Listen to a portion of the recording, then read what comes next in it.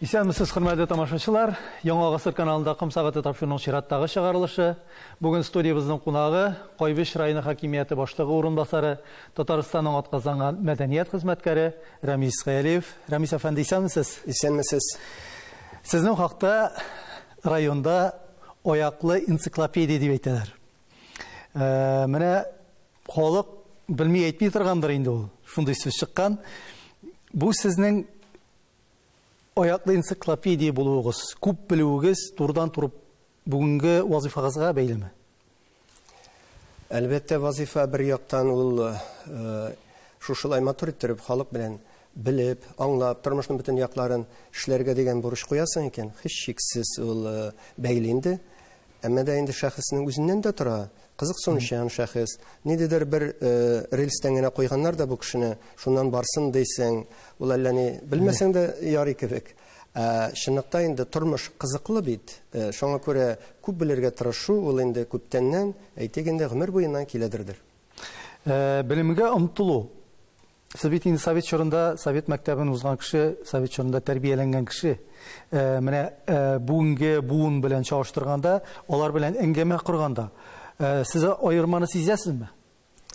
Ayırma hiç şiksiz var. Ama lakin min bugünkü buğununu hiç nişikte məğnəsin kişirəytəsin kelmey. Bigərək də indi hurluyum degen sözlərini kullanasın kelmey. Parlament dərsləri ötkərəbiz. Türlü şıraşularda minalar bilən yaratam əngəmə qırırğa. Həm qoy bir vaqtda onların hətta ki ni dərəcədə bilimli, g'ilimli ekanine suqlanib qo'yam. Hem üzerine de yaşırmış aytı. Менә sizning til ustalığı, sizning bizim zamanda angar bir kat ihtibar itilmi idi. Anda endi komsomol jiyilishlarında qoyadır bir-iki söz qıstırsang, endi bulgan kebek onlar şunday motor ettirib шығыш ясарга öğrenip üsseler. Hem indi onlar turmuşqa әзерләр bu yaqtan. Kompleks деген нәрсә аларда юк. Шуңа күрә мин аларны тормышка бүгенге көн 21 гасыр яшьләре буларак югары дәрәҗәдә дип бәялим. Менә сезнең моннан бер 10 ел элек чамасы әйтелгән репликагызны искә төшереп үтәсем килә. Мине Нью-Йоркка илтеп ташласалар да югалмас идем. Димәк, Рамис Хаялиев күп сәяхәт итәргә ярата дигән сүзме бу? Шун дөресен әйткәндә бу Onlara yıl түгел 30-35 yıl әйтелгән сүз реплика. Нишен дигәндә мин Гадия Улмалайы Мәскәү шәһәренә барып лектем укырга. Ул бигрәк тә Олимпиада елы, дөньяның шаулаган чагы, Мәскәүнең яңарган чагы. Мәскәү кайны, гөр килә, ул вакытта бит әкрен генә үзгәреш җилләре исә башлады. Чит илләр белән дә аралашырга туры киләдер, чөнки Мәскәү вузларында чит илләр күп, бөтен Советлар Союзын әйткән дә юк инде. Һәм шул вакытта мин Тормышның, Мәскәүнең, аннар Мәскәүдә яшәгән килеш бөтен союздаш республикаларда булып чыккач, шундый бер фикер килде. Әйе, Мәскәүдән дә тагын ниндирәк кызыклырак җир булырга мөмкин. Бәлки Нью-Йоркта кызыклыдыр. Әмма шунысы кызык инде икенче яктан минем тормыш иптәшем, җәмәгатем Американы аркылыга буйга гизде. İki balam da hatta birinci tapkır Amerika'nı buyladılar. Hatta ulum seyahat kıldı, maksus seyahat kıldı ağırlıklar bilen bulsa da. Emine min Amerika'da bulalmadım, küp jirde bulsam da. Hemine bugünküsün gözleginden 35 yıl eğitilgen sözden son. Mina ukinişli mi son degende?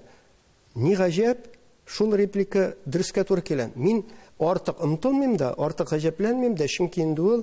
Biz аның битендә булай да күреп торабыз, анда нәрсә икәнен. Менә күреп торабыз дигәннән, бигрәк тә бу әле шикләр артык ачылмаган совет чорында, бигрәк тә чит илгә барып кайткан кеше, инде ул ниндидер вакыйгаларга, ниндидер күренешләрне ах итеп сөйли торган иде. Без инде ах итеп тыңлый торган идек. Күрше тавыгы күркә булып күренә дип әйтәләр инде. Сезнең дә менә бу сәяхәтләрдән менә мондый эйфория дип әйтик, менә мондый шаккатулар алар булдымы һәм ниндидер вакытлар узу белән сез аларга ниндидер бәя биреп объектив карый башладыгызмы? Бу мәдәниятка кагыла. кешенең үз-үзен тотышы, үзара мөнәсәбәтләр, үзара мәдәният. Мин аннары кайткач, озакта училищеда озакта эшләмичә, укыткач, мине комсомол җитәкчесе итеп куйдылар зур гына районның, Апас районы буенчаракта. Һәм мин бик күп кенә яшьләрне чит илгә озатырга туры килде. Һәм әлбәттә каршы алырга. Анда нәрсә булганын, кайсыдыр илгә барып, мисал өчен ниндидер сәүдә үзәкләре, ул бездә сәүдә үзәге төшенчәсе юк. Анда ничектер флаконны каядыр кнопкасына ачасың да, духиларның, одеколоннарның моторына иснәп, әмма ләкин безнең туристлар барып, теге флаконның окончательно чыгарып төшермичә, кесәгә салып китмичә, мин кайбер вакытта да инде көлә дә торыйм, ояла да торыйм. Һәм шундый кызыклы мисаллар күп иде инде ул. Үзем җыри башлагач, мин инде ул вакытларда бара алмадым, соңрак җыри башладым, 90-нчы елларда дип әйтергә була. Әлбәттә, шул каяда булса гаҗәпләнмәм дигән хис бер кайчанда югалмады. Әйе, моны мин каядыр уканым бар, моны мин каядыр ишеткәнем бар. Бу соклангыч, бу матур, бу гасырлар буена килә, әмма ләкин бездә дә матурлык бар, монда да матурлык бар. Артык, халыкчандарга әйтим инде, ягылып китәргә туры килмәде. Әгәр дә читтәге яшәү рәвеше, читтәге күренешләр белән үзебезнекен чагыштырганда дип әйтик, менә сез бар чагыштыргач, кайткачыннан анализ ясыйсыз бит инде. Сезнең менә үлчәүгез кайсы якка ауша? Әллә төрле вакыт буламы? Юк, мин апатияга бирелеп кайткан булмады, бер вакытта да. Туган җир, барбер туган җир. Әгәр дә мин мисал өчен тормышымны авыл җире белән бәйләгәнмен икән, авыл җиренең инде бөтен яхшылыклары, авырлыклары, яманлыгы дип әйтмим мин аны, белән бәйләнгән, һәм шул вакытта мин алардан күпмедер дәрәҗәдә туеп киттем икән. Мин Казанга күчкән булар идем, Мәскәүгә күчкән булар идем. Алар инде барбер цивилизацияле шәһәрләр, бер нәрсә дә арттан калмаган, театры да, башкасы да дигән шикелле. Шуңа күрә мин әйтергә телим, мин барбер җир кешесе булып калдым. Бер вакытта да менә монда аларның бик нык югары дәрәҗәгә киткән. Кая барсам да музейлар күрәм. Мисал өчен берничә ел элек Германиядә Дрезден шәһәрендә Сикстинский Мадонна. Әлбәттә мине тетрәндерә ул. Мин анда ярты сәгать басып торырга мөмкин. Бер уйлаганда инде мин сәнгать белгече дә түгел. Әмма бит аны ничә буын кешеләр, дөньяның күпме кешеләре ничәгә әйтергә кирәк? Менә ул тетрәндерә. Аны шулай кабул итмичә мөмкин түгел. Шулары да кызыкта күреп аласың. Ни өчендер анда имән яфрагы, мин бит инде имән ягы. Аларда бу культ каян килгән икән дип тә уйланасың. Шундый кызыклар белән үрелеп бара инде. Инде авыл турында сүз чыккан икән, сезнең Мәскәүдә укыган чорыгызны исәпкә алмаганда, сезнең бөтен гомерегез авыл җирлегендә үткән. Шунда яшәгән, шунда эшләгән, хәзерге көндә дә бу тормыш шунда дәвам итә. Сез күреп кенә түгел, төбеннән беләсез авыл тормышының нинди авырлыклары бар икәнен, нинди кыенлыклары бар икәнен, авыл кешесенең психологиясын, аның эчке халәтен өйрәнгән кеше. Әйтегез әле, менә авылның үткәненә карап, авылның бүгенгесен карап, авылның киләчәген сез ничек күз алдыйсыз? Әлбәттә, үткәненә карамыйча булмый. Безнең Россия дөньядагы башка күп кенә илләр кебек аграр ил инде ул. Аны танырга кирәк, белергә кирәк. Хәтта бит инде беләбез, менә Казан шәһәре зур шәһәр, бу тирәдә дигәч тә, әле ул патша заманнарында кечерәк кенә шәһәр, бүгенге көн күзлегеннән чыгып караганда. Һәм гомергә авыл ресурс дигән бюрократик сүзендә барбар кеше ресурсы белән дә гомумән аннан чыккан, аннан сыгып алган байлыгы белән дә, бөтен нәрсәсе белән дә шушылай илне үстергә, илне ныгыттырырга күпме генә сыксалар да һаман чыгарган, һаман биргән инде биттеме әллә дигәч инде кызганча каршы ул хәзердә дәвам итә. Бу минем фикер, бу минем шәхси фикерем. Әмма ләкин инде дәүләт йөз белән барылды. Хәзер авыл шәһәрдән ким түгел. Күп кенә сыйфатлары белән. Әлбәттә, ниндидер һәрбер авылга театр илтеп салып булмый. Ул кирәкми дә. Әмма ләкин аның тормыш шартлары шәһәрнекеннән күпкә якынайганы да, хәтта узып киткән очрагы да күп. Шушы рәвешле авылның социаль базасы ныгыды дип әйтергә кирәк. Әмма ләкин бөтен тәгълимат, бөтен үсеш экономик базистан тора.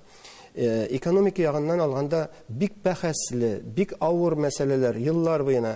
Әйтик бит инде, мин монда авыл яхшырды, авылда барсы да яхшы дип утырсам, авыл кешеләр бит инде мине күрәләр һәм әйтәләр: "Син анда нәрсә сөйләп утырасың?"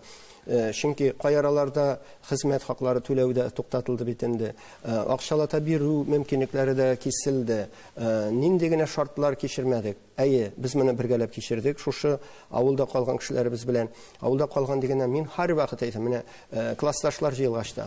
Әйе, сез барыгыз да әйбәтләр.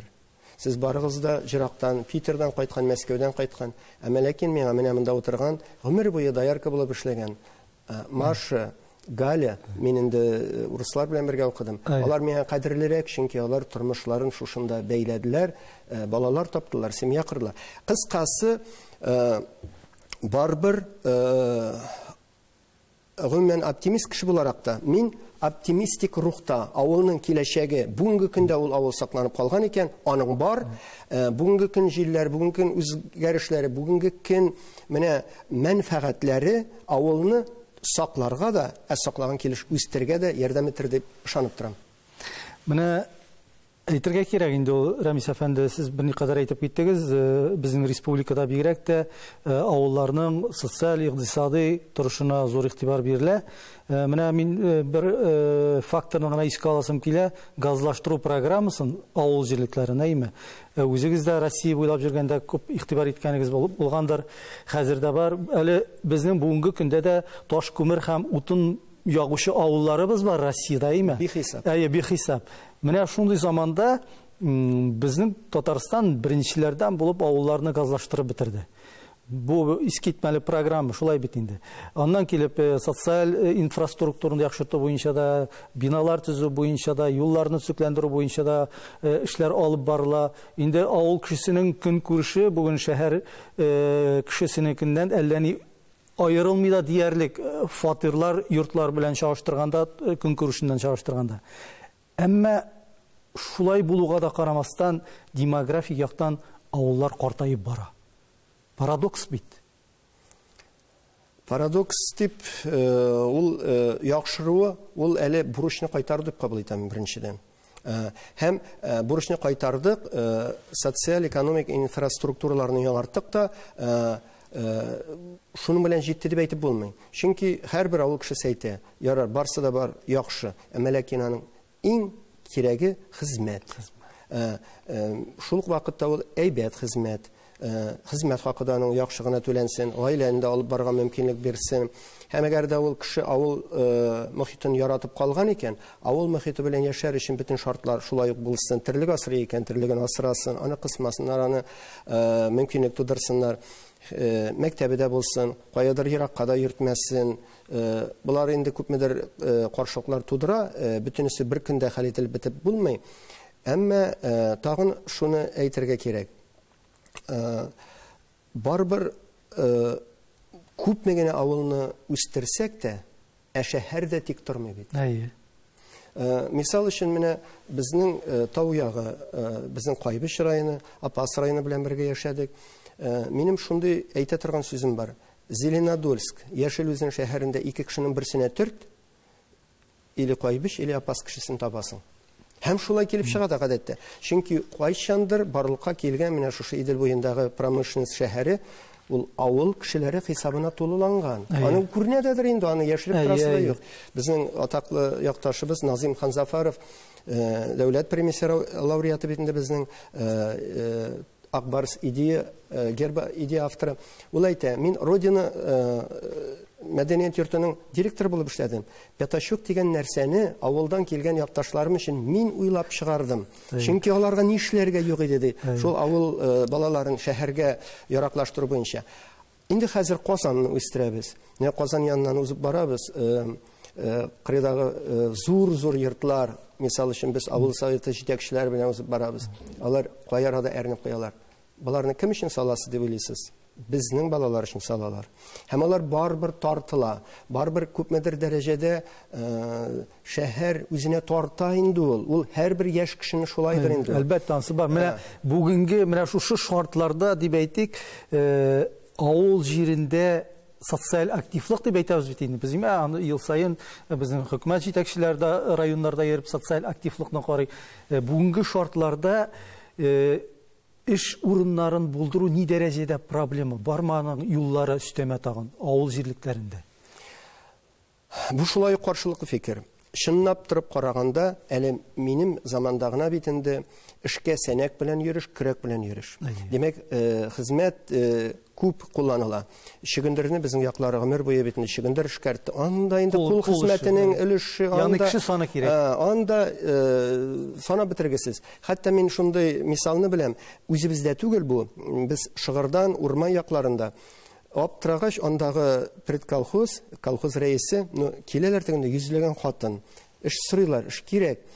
Кая гына эш табып бетерсен, бигрәк тә кыш көне.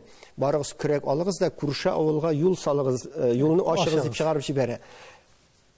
Ул хәзер бит андый мохтаҗлык калмый дип әйтергә була. Икенчедән инде менә мин үзем авыл хуҗалыгы инженеры. Яшьтән шушылай инде нинди көчле техник киләсен безгә өйрәтеп үстерделәр бит инде. Һәм без аны бераз ышанадырык та, бераз ышанмыйдырык та. Мисал өчен Дон комбайннар килеп керде, мин укып бетергәндә.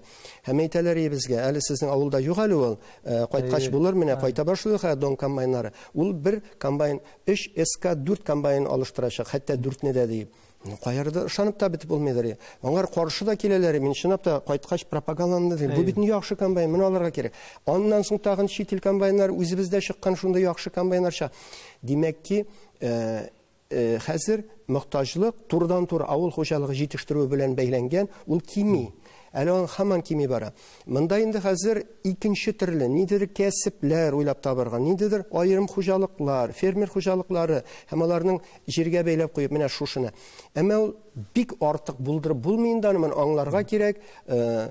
Промышленность революциясе ул чит илләрдә, әйтик инде урта гасырларда булганда, әле бездә һаман бара гына ул.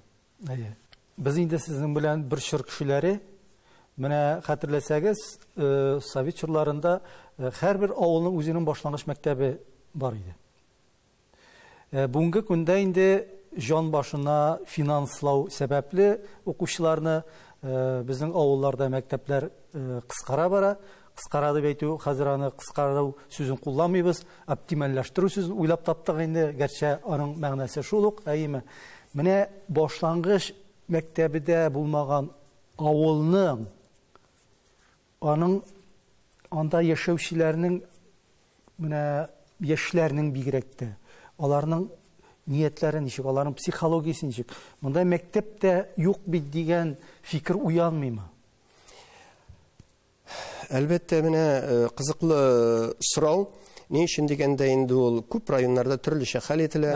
Мин монда хәтерлим, менә сезнең каршыгызда чыгыш ясаган Балтач районыннан Азат абый инде ул мәрхүм. Ул көрәштә инде үз авылы өчен, мин аны аның күзлегеннән дә, икенче як күзлегеннән дә беләдерим. Ул мисал теләсә кайсы районга хас булырга мөмкин. Үзебезнең очракка әйләнеп кайтам. Менә ниндидер кирәк бит инде, моннан котылырга кирәк дип бер кайчанны мәктәп япмадык. Урта мәктәпне дә элеккеге 8 еллык, 9 еллык мәктәп дип атала торган мәктәпләрнең дә һәм башлангыч бигрәк тә инде мөһим. Гәрчә алар инде кайсы берсе җиргә баткан, ниндидер искергән, аларны хәтта ки ремонтлап куеп. Менә мисал өчен безнең Шушилмә дигән бик матур авыл бар, Борындагы авылы янында. Халык мөрәҗәгать итте. Япмагыз инде, кирәк бит инде мәктәп. Энәдән җептән ремонтлап куйдык. Кызганыч, бүгенге көндә бер бала да юк. Әмма ләкин без аны бетермибез. Ул бина тора, аны яхшылап саклыйбыз, аның газы кергән, чиста, бүгенге заман таләбенә туры китереп ремонтланган. Без теләсә кайсы авылда башлангыч мәктәп булсынмы, шушы 9 еллык мәктәпләр булсынмы, соңгы мөмкинлеккә җиткәнче тотабыз. Ремонтлаудан тайшынмыйбыз һәм әйтәбез. Килер бер заман, Бу минем фикерим дә шулай ук. Тормыш ул синусоида рәвешендә бара. Менә мисал өчен хәзер М12 трассасы төзелеше бара икән, бу бит инде Ефәк юлы. Ефәк юлы тирәсенә ничегендә кеше елышмас икән, артмас икән. 2 катлы мәктәпме ул? Бүген кичерәйгән авылмы ул? Күңелем белән ышанам. Алла бирса, үсеп китәргәме? Үсеп китә. Ул мәктәпләр торсын. Менә нәрсәдер күңел кичеткәнгә генә җавап торыйк әле дип җапмыйбыз. Менә Кайбыш районында шундый хәл дип мин моны курыкмыйча әйтәм, чөнки мин ялган сөйләсәм, миңа төртәчәкләр, син бит алайык әйтмәс идең диделәр. Без инде авыл җирлегендәге социаль-икътисади мәсьәләләргә тукталдык. Менә моннан 30 ел элек авыл җирендә әйтергә кирәк, чынлап революция башланды. Ягъни кабаттан җирнең хуҗалары барлыкка килә башлады. Җирне без кабаттан крестьяннарга бирә башладык. Әлбәттә, инде иң беренче чиратта безнең зур инвесторлар кулга төшерде. Алар күп районга керде, төрле җирләре булды, авырлык белән инвесторлар кергән җирләр булды, бик җиңел генә эшләп киткәннәре булды. Менә бу мәсьәләдә Кайбыш җирлегендә зур инвесторлар белән мөнәсәбәтләр ничек урнашты һәм алар шушы җирлекнең мәнфәгатьләрен, халкын исәпкә тотып, аларның социаль якларында кайгыртып яшәп китә алдылармы, юкмы? Бик тормышчан сорау, мин әз генә булса да түбәнгәрәк китер идем Совет җилларына. Инвестор бит инде Совет җилларында кермәде. Апас, Зур Апас районы безнең инде ул вакытта җитәкчебез Абдулханин Абулович Хайруллов дигән кеше бик нык игътибар итәдер. Менә тормыш булай гына бармый, колхоз юлы булай гына бармый. Чөнки барбер җирдән аерылган кеше аренда подряд дигән метод белән мин хәтта комсомол җитәкчесе буларак, комсомоллар арасында да аренда подрядта эшләүче егетләр булырга тиеш дип оештырып җирдерим. Һәм ул кызыклы иде. Чөнки ниндидер җирләрне, кырларны аерып алып, беркетеп, конкрет менә син монда хуҗа, теләсәң нишлә дип әйтеп булмый инде аны. Бар булганда җаваплылык бар. 24 сәгать чабалар иде. Аяклары җиргә тимидер егетләрнең. Чөнки инде ул җиргә якын айту иде менә. Ягъни үземнеке дип беләште. Без аны менә шул чорда ук тыйымлап, милекче психологиясе. Әмма ләкин диспропорция, бәяләрдә, электр бәяләре коточкыч үсте. Менә 30 еллар элек бит инде түләргә бер нәрсә калмады. Гомумән күп нәрсә инде юкка чыкты дип әйтергә була. Мондый шартларда күмәк хуҗалыклар, колхозлар дип әйтергә инде безнең колакка шулай ятышлы бит. Күбесе егылды. Кайсы тезләнде, кайсы тәгәрәп китте. Шул шартларда менә безнең бу 2000 еллар башы иде. Мин инде бу чиракта фамилияләрне әйтеп тормыйм. Һәм республикада яңарак оешкан банкны без якташлык принцибыннан чыгып сорадык. Ярдәм итәргә. Иптәш, бу синең әтиянең авылы. Ничә кырда урман үсә башлады. Урман буендагы ул хуҗалык 3-4 авылдан тора. Сиңа күңелең әрнемиме менә бу шушылай битеп бара бит диеп. Без аны төрле яктан чеметтек тә кыстырдык та. Ул ничектер авырлык белән генә кирип китте. Ул иптәш һәм карыйбыз шап китте. Ул сорады: "Менә тагын 1-2 хуҗалыкны миңа бирмисезме соң? Бу тар минем өчен бу аппетит ашаганда килә башлый инде." Нәкъ шундый җыгылган хуҗалыкларны моторына биреп карадык. Бу Шүпрәдә үскән шикелле үсте. Бу республикада беренче тәҗрибә иде. Бу Кайбыш районында, аны мин авылында әйтәм, Урсак авыл җирлеге, Олы Урсак авыл җирлеге. Һәм Кулаңгы тирәсендә алар аннары офисларын булдырып, анда яңа төшенчәләр керә башлады, яңа техникалар кайта башлады. Шуннан ул шартлау рәвешендә районда да, башка районнарда да шушы ук инвесторның һәм аның белән бергә икенче, өченче инвесторлар безнең күршеләрдә пайда булдылар. Без күрдек анда төрле социаль үзгәрешләр, хәтта бәрелешләр. Мин үзебезнең беренче туган ягым Яшелүзән ягы. Андагы кешеләргә әйтәдерим мин, сезнең менә бу инвесторыгыз белән бәрелешләр, ул күпмедер дәрәҗәдә социаль социаль, сезгә киридән Абзал Шамовны кайтарга кирәк. Моны язып калырга кирәк. Роман Рәшнев кызыклы бит сезнең. Анда менә мәҗлестә утыралар. Кемдер инвестор яклы, кемдер анда кермичә элеккеге миллионер колхозын дәвам итәсе килә. Мәҗлес барышында сугышып китүгә барып җитәләр. Ике система. Хуҗалык итүнең ике система. Һәм менә инвестор килеп керде. Ну, аның үз авырлыклары бар инвесторның. Алар кредитка чумалар. Кредитка чумаларда төрле авырлыклар кичерәләр, түләп бетерә алмыйлар вакытында, банкротка чыгу дигән нәрсә бар. Бездә менә шунысы кызыклы, бу сорауга килеп кергәнбез икән. Шушы берничә ел эчендә бөтен әйберләрне үзгәртеп, ул гомер күрмәгән, мисал өчен механизаторлар 60 мең сум зарплата, хезмәт хакы алып, дояркалар 50 мең гомер күрмәгән. Менә шул вакытта без күрдек, ничек анда безнең бүгенге район башлыгы да шул агрофирмаларның берсе иде, без аны гел күзәтеп торадыр. Машиналар ала башладылар. Кызыгып китте, халыктан идедер омтылыш, менә бу революция булды ул. Һәм машина белән генә чикләнеп калмый, карыйбыз, әкрен генә кыер кыймас кына капитал барлыкка килә, шәһәрдә квартиралар ала башладылар. Гади крестьяннар, бу гомердә уйламаган нәрсә иде. Ипотекалар, гади крестьяннар ипотека, чөнки баласын урнаштырасы килә, квартира алып бирәсе килә.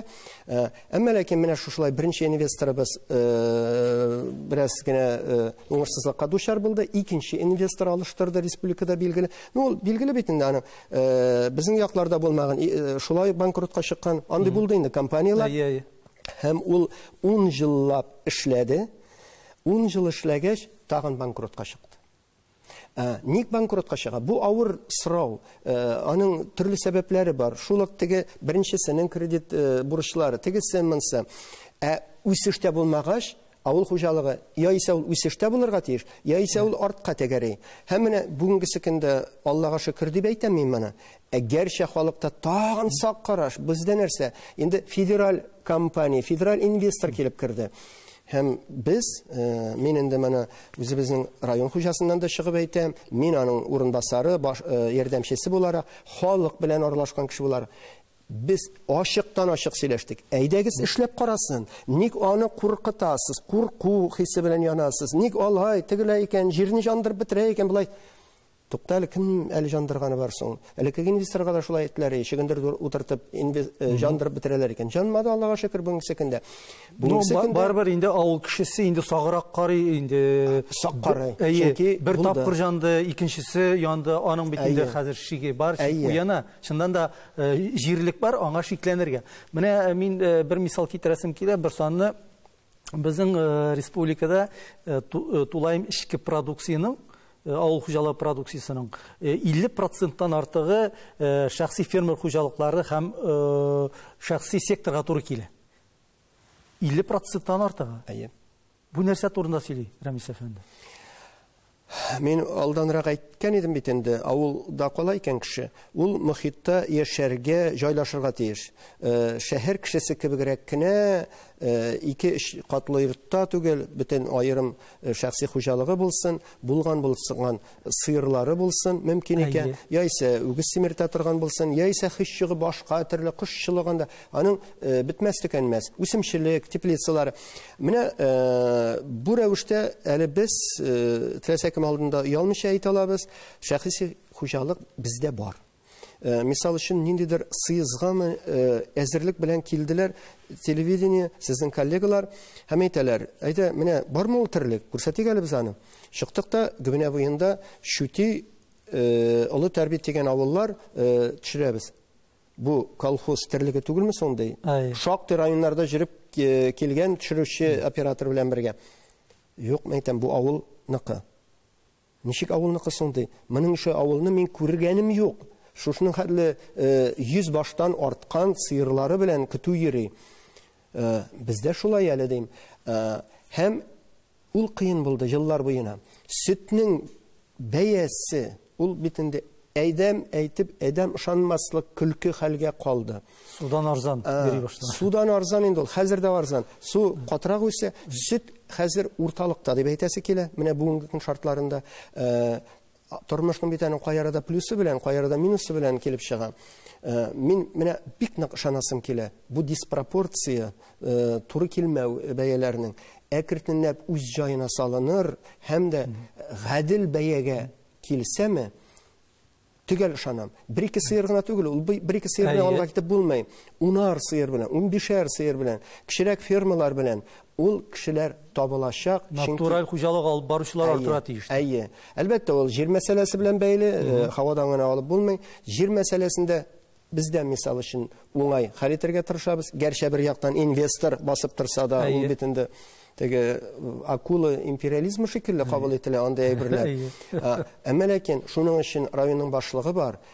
Теге катлам, русча әйтәләр бит инде уклад, инвестор буларак. Бу катлам шәхси хуҗалык, крестьян фермер хуҗалыгы, кичерәк фермалар тотучылар һәм башкалар, алар бөтенесе альтернатив рәвештә ул сүзне яратабыз бит инде. Булырга тиеш. Бер генә якка да кырыйга җыгылып китәргә тиеш түгел. Менә без инде 30 ел буе сөйләшәбез, импорт алыштыру дибез. Үзебезнең продукцияны, үзебезнең товарларны, үзебезнең техниканы җитештерү турында сөйләшәбез.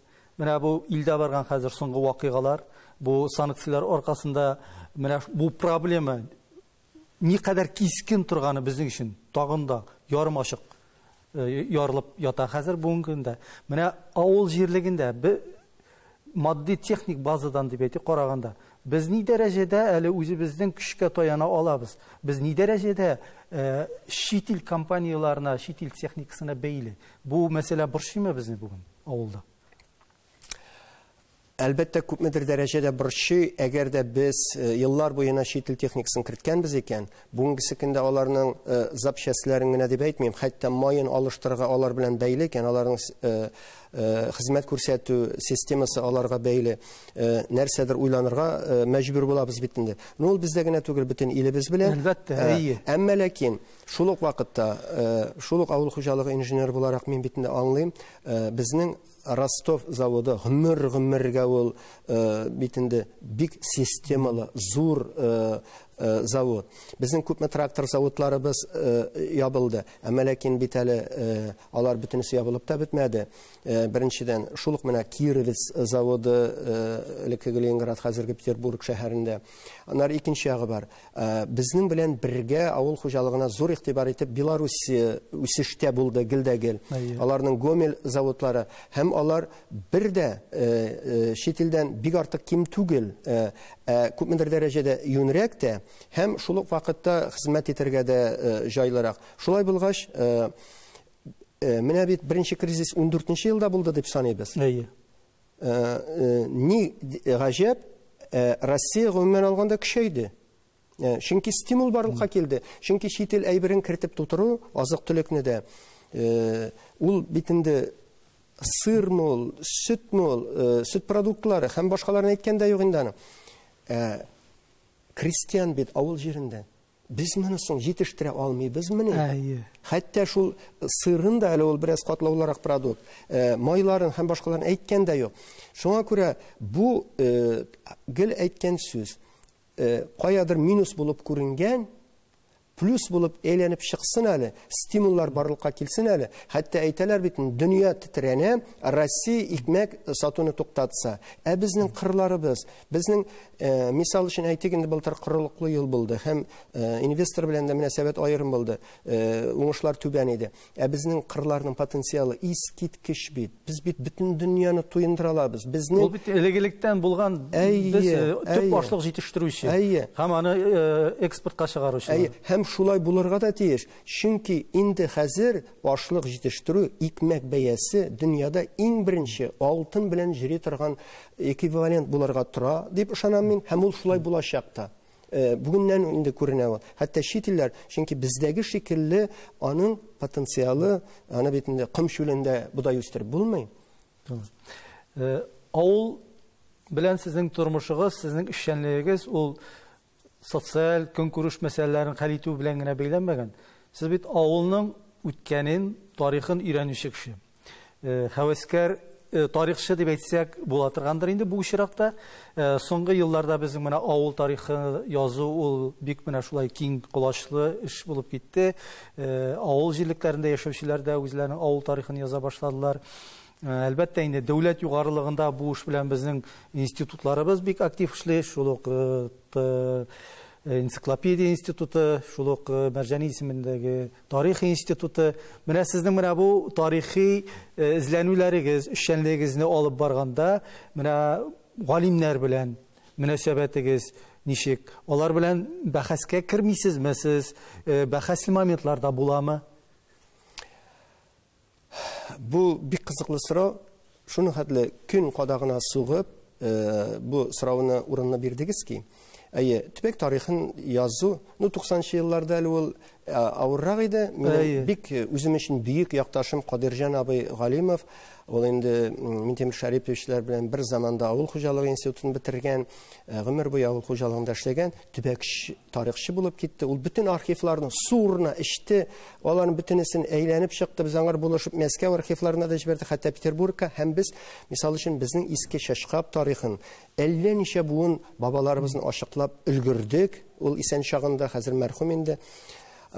Инде бер караганда менә яздың да, аны таң казынырга була инде. Тегеләйрәк казып карага, булайрак казып карага, тегеннән кирип карага, моннан кирип карага.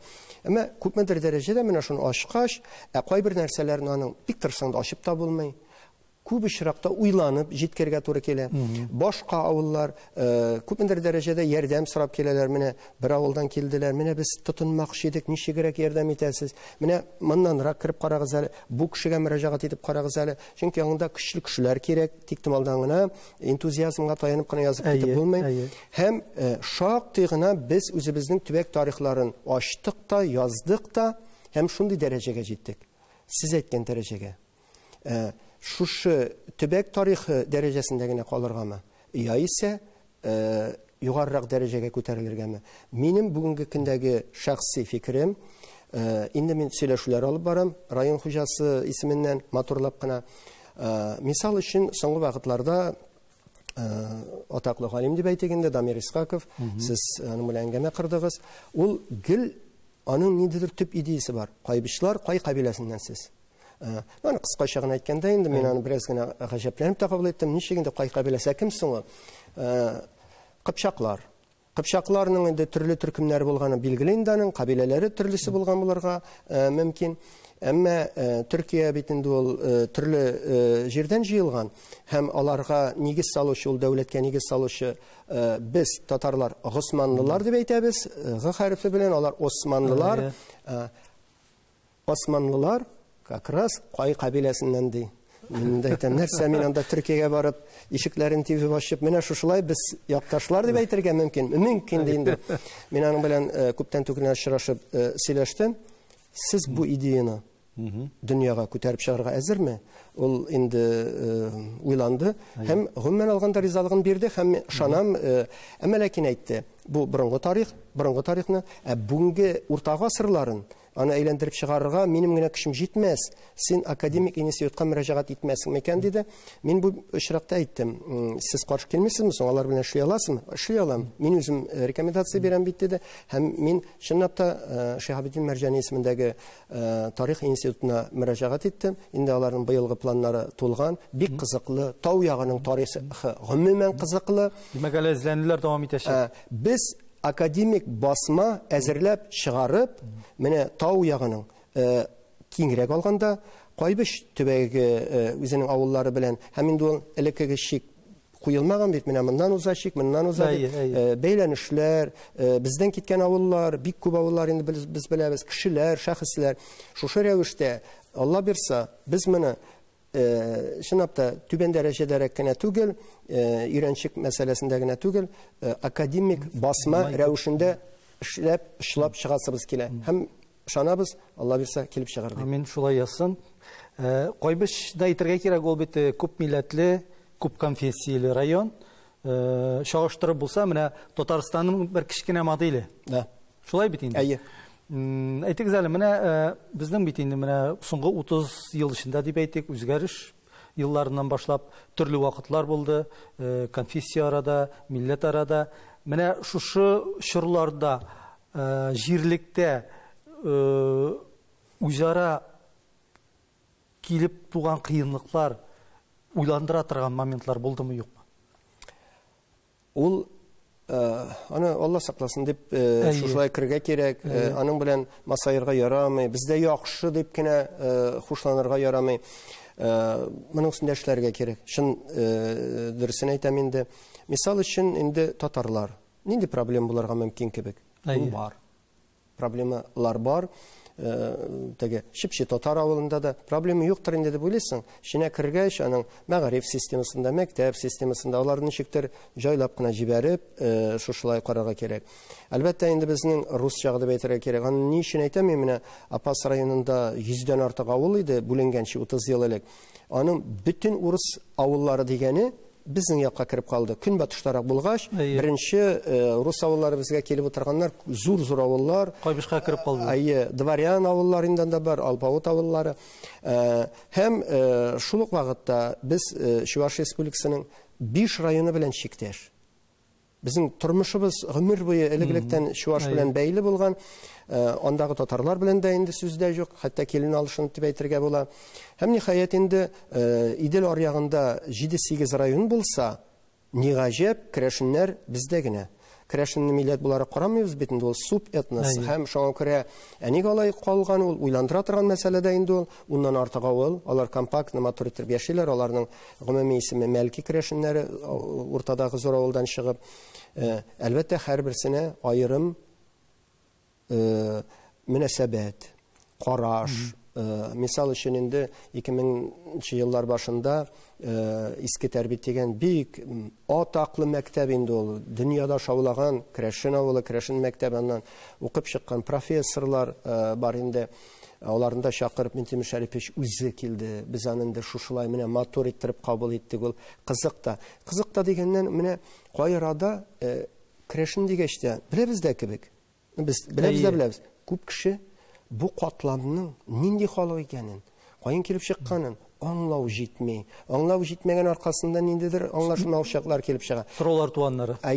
Без аларны әкрен генә хәл итеп киләбез һәм менә ничектер инде сездә менә тагын соңгы исәпкә алу, ничектер анда башкачарак язулар бармы дигәндә, менә безнең алар ничектер үзенчәлекле, бердәм һәм аның турында уйламыйлар да дип әйтәсең килә. Ничек инде башка төрле милләт. Гәрчә шул ук Мәлки ягы, алар кайчандыр 1920 елда җырлап Чуваш Республикасы составына кирип киткәннәр. 3-4 ел көрәшә торгач, ник безне Шупашкар дигән авылга тыктыгыз? Безне ник Казаннан айырдыгыз? Без бит татарлар дип көрәшә 5 ел дәвамында ниһаять Мәлки волостен оештырып чыгалар да, Кайбиш районы составына кирип, Татарстан асырга керәләр. Әмдә инде Татарстан асыр инде тасыр җырлап уже яши торган заман. Анда башта гаҗәпләнәләр, кем соңында шулай газапланалар? Чөнки алар теге шул сүзне куллансак инде идентификация дигән сүз ягыннан алганда татар һәм бары тик татар дип күргәннәр. Рамис әфәнде, сезнең тормышыгызда шөгыльләрегез бик күп. Әйтәләр бит инде егет кешегә 70 төрле һөнәр дә аз дип. Менә бер шөгылегез минем күңелгә якын, ул спорт юнәлешеннән. Гәрчә инде сез бүген сөлге тотып бәлкем көрәшеп тә йөрми торгансыздыр. Әмма ләкин сезнең яшьлек чорында менә татар көрәше белән мавыгы булган, карап торышка җыйнак кына, чандыр гына гәүдәле Рамис Хәялиевның көрәштә җиңүләре күп булдымы? Күпмедер дәрәҗәдә бу туйырлык дәрәҗәдә, арырлык дәрәҗәдә булмады. Тәмлегенә булып калды. Тәмлегенә булып калды. Мин моны аңлатырга тырышам. Ничек дигәндә, мин үземне белә башлаганда көрәшә башладым. Яшел Үзән районының Мамадыш Әкил авылында мин туган авыл, ул көрәшчеләр авылы. Мин инде үземне белгәндә көрәш иттереп туйырга күнгән һәм 4нче классларны, 5нче классларда инде аяусыз дип әйтергә кирәк. Анда белмисең, ширемдә көрәшү бит инде ул. Бәрелеп, чыгылып, анда инде әниләр инде чыгарасы килмәй, әмма ләкин сабан туена чыгып кергәнә бер түгел, мин шуны аңладым кичкенәдән, нык шөгыльләнергә кирәк. Анда чыгып кына син бер нәрсәгә дә ирешмәсең. Һәм мин инде ул вакытта бернинди спорт заллары юк. Иптәшләрне сорап, әйдәгез спарринг булыгыз әле, үзегезгә дә кызык. Менә шушы вакытлар дип әйтик мин даны, карлар эри башлаганда беренче чирем минеке инде ул. Һәм җүшләнеп булса да, башкасы булса да, шулук ширем, маты деген нәрселер yok. Аннары икенче яктан безнең заманда авыр иде, авыл тирәсендә үлчәмнәргә бүленеш юк иде. Таза кешеләрне беркем дә куып чыгара алмый. 100 килолык кешеләр күрекләрен киереп чыгып басалар, һәм уйлап куясың. Мин бит моның белән көрәшергә тиеш. Югыйсә син чыгасың да китәсең. Һәм ниндидер теге югары максат дип әйтим, сверхзадача. Моны алырлык көч булырга тиеш миндә. Шуңа күрә көчне туплыйсың.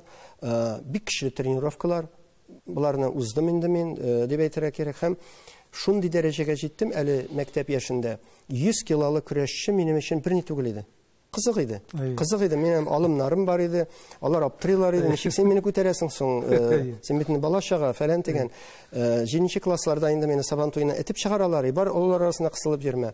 8 классны бетергәндә Мамадыштан сабан туенда мин бик атаклы көрәшчеләр арасында инде 3нче урынга ирештем. Һәм күрәм үсештә. Булай булса фотография төштем дә артына язып куйдым.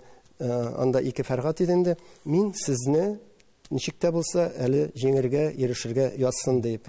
Һәм инде чынлап та менә 10нчы классны бетергәндә Кайбиш сабан туеның батыры булып калырга бәхет тәте дип әйтергә кирәк инде. Аннары мин бит инде Мәскәүгә киттем, шөгыльләндем классик көрәшләр белән. Ничектер кайта алмыйдыр идем, экзамен вакытлары туры киләдер. Шуннан апаска кайтып, апаста училищеда укыттым, секция алып бардым. Минем тәрбияләгән малайлар сабантуй батырлар булып калдылар. Әле мин үзем дә 2 ел көрәшеп апас сабантуй батыры булып калдым. Шул арада өйләндем. Шул арада менә шушындай номенклатура эшкә алдылар. Ә монда инде тренировкалар юк, вакыт җитми. Тренировкасыз чыгып көрәшү ул мәгънәсез. Көрәштә алган тәҗрибә ул сез аны тормышта искә төшердегезме? Һичшиксез. Мин әйттем бит, менә үзеңә ниндер максат куясың. Менә мин моны ирешергә тиеш. Фантастик булып күренсә дә, димәк, тормышта да теләсәң инде юнәлештә үзеңә максат куясың, аңар ирешеп була. Аны бит инде минем әллә ни зур кеше түгел. Күрәбез менә бүгенге көндәге Олимпия чемпионнарын ничек иттереп, мин аларга бик сокланып карап торам. Чөнки мин алардагы рухны күрәм. Менә Дагестаннар, мин Мәскәүдә шөгыльләнгәндә бик күп Дагестан малайлары белән көрәшәдер. Һәм соннан хәзер Хабибне аңлыйм, ни дәрәҗәдә аларда битмәс, төкәнмәс көрәшкә омтылыш, көч, нидер потенциал, мин шаклар катадыр аларга. Алар инде биш арып, талып, көрәшеп кайтып киткәндә, Рамис, остановись, пожалуйста, давай еще раз поборемся. Каян чыга, мин сокланадыр аларга. Һәм шуңа күрә мин аларга гаҗәпләнмим хәзер. Аларда менә чынлапта халыкча. Ну безнең татар халкында да бар ул. Үҗәтлек, көрәшкә омтылыш, шул көрәш аша шәхесне тәрбияләү, булдыру, үстерү. Рамис әфәнде, эчтәлекләнгәнегез өчен сезгә бик зур рәхмәт. Киләчәктә дә менә шулай куйган максатларыгызга, көрәшче буларак, һәр вакытта сезгә ирешеп яшәргә язсын. Амин. Рәхмәт сезгә.